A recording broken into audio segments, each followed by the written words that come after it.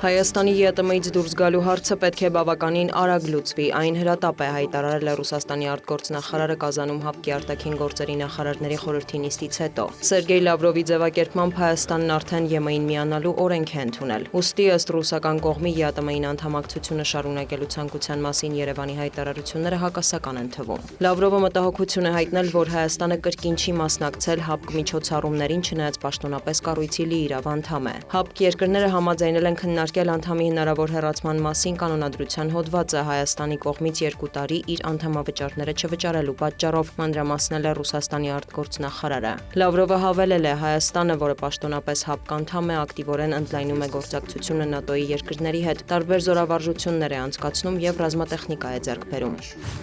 Ուկրաինան ֆլամինգո հրթիռներով հարվածել է ռուսական Չեբոքսարի քաղաքում գտնվող ռազմական գործարանին, հայտնել է Վոլոդիմիր Զելենսկին։ Նրա խոսքով թիրախում են հայտնվել նաև Սամարայի մարզի նավթավերամշակման գործարաններից մեկը եւ Վլադիմիրի մարզի 2 նավթային օբյեկտ։ Ըստ ռուսական կողմի հարվածների հետևանքով կան վիրավորներ։ Դաշնության ՊՆ տվյալով գիշերվա ընթացքում 10-ից ավելի մարզում, այդ թվում Մոսկվայի ուղղությամբ, խոցվել է ուկրաինական 326 ԱԹՍ։ Ըստ գերատեսչության ի պատասխան հարվածել են Ուկրաինայում ռազմածովային բազայի, զինամթերքի եւ վառելիքի պահեստների, տրանսպորտային էներգետիկ ենթակառուցվածքների։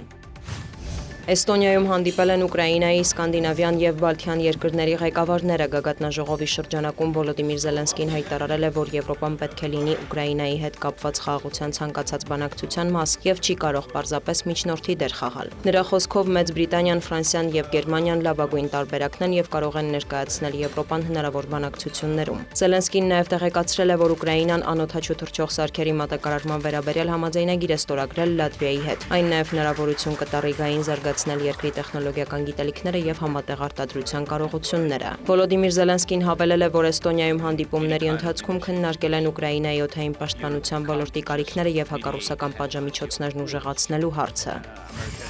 Հյուսիսային Իռլանդիայի Բելֆաստ քաղաքում բողոքի զանգվածային ակցիաներ են, ցուցարարները միգրանտների դեմ հայտարարություններ են հնչեցրել, շենքեր եւ մեքենաներ հրկիզել, փակել ճանապարհներ։ ԶԼՄ-ների փոխանցմամբ ցույցերի պատճառ է դարձել այն, որ սուդանցի փախստականը դանակով հարձակվել է տեղացիներից մեկի վրա։ 30-ամյա կասկածյալը, որը մինչև 2028 թվականը Մեծ Բրիտանիայում բնակության թույլտվություն ունի, մեղադրվում է սպանության փորձի, հասարակական վայրում զենք կիրառելու եւ սպանության սպառնալիքներ հնչեցնելու համար։ Հյուսիսային Իռլանդիայի ոստիկանության տվյալով տուժածը տարբեր աստիճանի վնասվածքներով տեղափոխվել է հիվանդանոց։ Տեղի իշխանությունը դիմել է ցուցարարներին կոչ անելով զսպվածություն ցուցաբերել եւ չօգտագործել միջադեպը որպես անմեղ բնակիչներին ահաբեկելու պատրվակ։ Մեծ Բրիտանիայի վարչապետ Քիր Սթարմերը սարսափելի հարձակում է որակել տեղի ունեցածը, միևնույն ժամանակ նշելով, որ երկրի փողոցներում բռնության տեսարաններ չի հանդուրժի։ Դիանա Գասպարյան, լուրեր։